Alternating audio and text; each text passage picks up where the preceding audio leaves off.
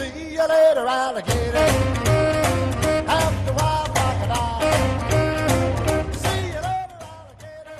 Hey there guys, it's Paul Archer from dronesgetter.com, and today we're going to leave drones and radio control stuff aside and rather focus on my new Xiaomi phone. This is actually not a standard review because I'm not a phone reviewer who says good things about every phone on the market. I actually got this one for my personal use and decided to get this one instead of any other, at least in this price range. So this should be a clue for you that I'm actually going to be honest. The phone I'm talking about is the Xiaomi Redmi 5.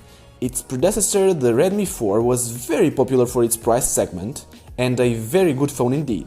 I myself had the Xiaomi Mi 4, which was its flagship at the time. If you're not yet familiar with the company Xiaomi, you shouldn't ditch it just because it's yet another Chinese company. Most things are made in China anyway, including everything Apple and Samsung. As a parallel to the drone world, there is another company called DJI that absolutely dominates the drone market and has incredible products. I have tested many Xiaomi products including their drone and they are all very high quality for the prices. Now let's see what's in the box. The box it comes with is red-orange with a nice minimalistic design. First we find the phone. Mine is black, but there are a few other versions you can pick from. Here's the all-around satisfying foil remover you've been waiting for. The phone looks very clean and well built. It also comes with a cover it seems, but I'm not a big fan of it. So I got this aftermarket one that's quite a little bit better and doesn't make the phone feel bulky. I'll have links in the description for where you can get this exact phone for cheapest and also the case. It's a site called GearBest and the shipping was all good. It also comes with an USB fast charger and a cable for it. And there's also a tiny key for opening a SIM slot. The phone itself has a very premium feel to it and it's made out of high quality aluminum. I'm not a big fan of plastic phones these days, so this is actually a good addition. At the top we have a call speaker and the front 5-megapixel camera. At the bottom there's the so-called two speakers and the micro USB slot. This phone has in fact only one speaker, but it's pretty loud and has nice quality for this price at least.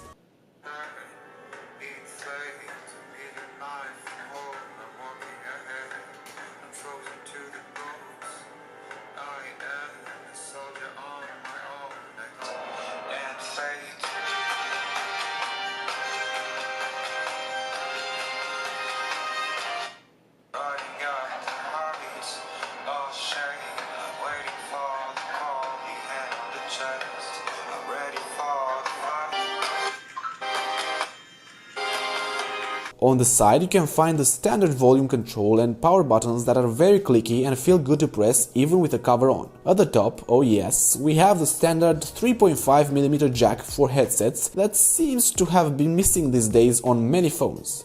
And of course we have a SIM and microSD card slot that also supports dual SIM if you don't want the card slot. The phone feels and looks nothing like a budget phone, and I'm sure you could trick people into thinking you've spent quite a lot for it. On the back we have the camera that bumps out a little of the phone backline, a thing I never liked because I don't want my phone to sit on the camera when I put it on the table. There's also a flash and a fingerprint scanner that works absolutely superb. I have used this phone for a few weeks and it hasn't once failed me. The back cover doesn't get covered in fingerprints that easily and it's hard to get it messy. I have decided to insert the SIM card and open up the phone and also test the two cases I got. The one that comes with the phone already looks shiny, but it's basically a fingerprint magnet and doesn't protect the camera at all. However, the aftermarket one that I got, which by the way I have got linked in the description, is considerably sturdier and also protects the camera when you put it down on the table. The phone starts loading MIUI 9, which currently is the latest version of the superb Android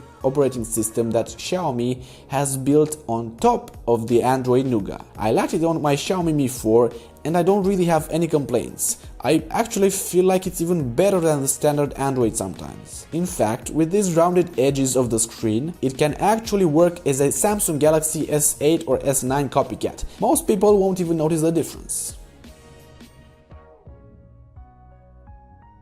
The 5.7-inch IPS LCD display has a pretty good color reproduction.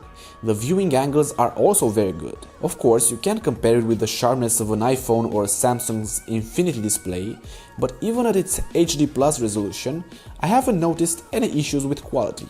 It has a density of 280 pixels per inch, which is a little more than standard HD resolution. The trimmed down bezels make this phone look really good and much more expensive than it actually is, with a 76% screen to body ratio. A thing I'll have to get used to is the fact that the capacitive keys are gone, and it's not like they didn't have the space at the bottom to put some, but I'm actually starting to get used to them and it's not really a problem anymore. The phone screen can get pretty bright, actually a little brighter than the Mi 4. The phone can't be really controlled with just one hand, as I can't reach every corner with my thumb, but it's not that big either.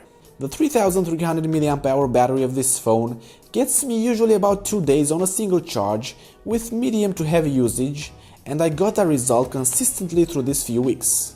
I'm not a gamer though, but I have tried playing some of the most graphically intense games out there, and it didn't have any lag whatsoever. The new Snapdragon 450 chip improves on the previous model with about 25% processing power, and the old chip wasn't slow either. When it comes to multitasking, the phone handles it exceptionally well, especially if you have the 3GB of RAM version, which I strongly recommend. Browsing and everything on social media scrolls very fast and smooth, and even more, you can split the screen and multitask between apps, which means you'll be able to watch a video on YouTube about how to talk with girls while messaging that special girl in real time.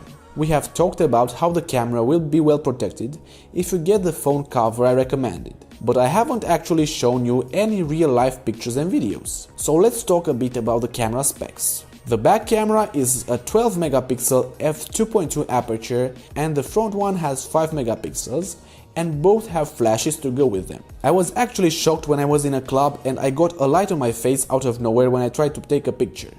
It's very helpful when it comes to nighttime selfies or when there's little light. Talking about selfies, with some good lighting, you're going to get pretty good results, although you can see some noise in the background where there was almost no light. Selfies in daylight are looking great, although if there's not much light, make sure you keep the phone steady, not to get a blurry image. The primary camera is obviously better, and it can take some very sharp pictures in 4000 by 3000 pixel resolution, which is basically 4K, so even if you zoom in, you'll have plenty of detail still.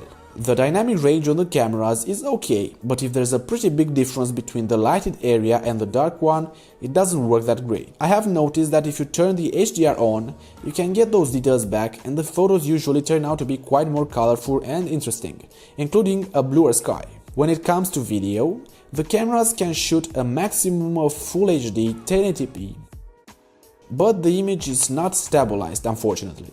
However, the video quality is quite good for the price. Even the selfie camera does a pretty good job with the video, as you can see here.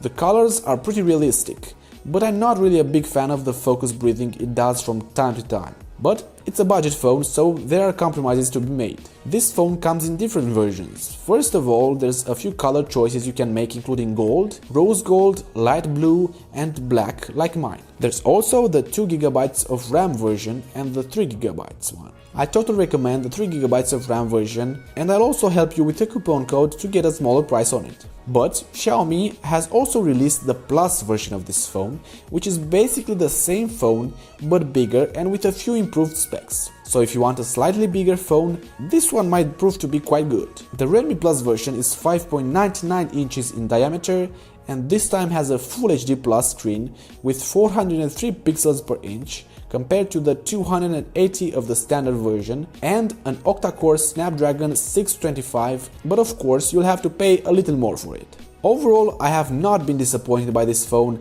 and considering the budget I had, I don't really know of any phone on the market that is this good, frankly. And definitely not one that looks this good.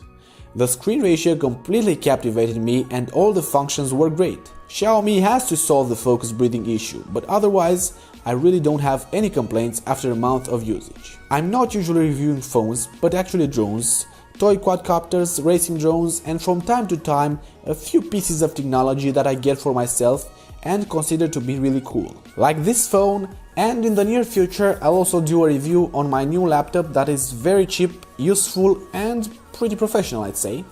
And it also looks a lot like an Apple device, but it's much cheaper and pretty good quality. So again, don't forget to hit the subscribe button and the bell notification icon so I can show up in your YouTube feed between the sea of other vlogs out there. See ya later, alligator! See you later, alligator.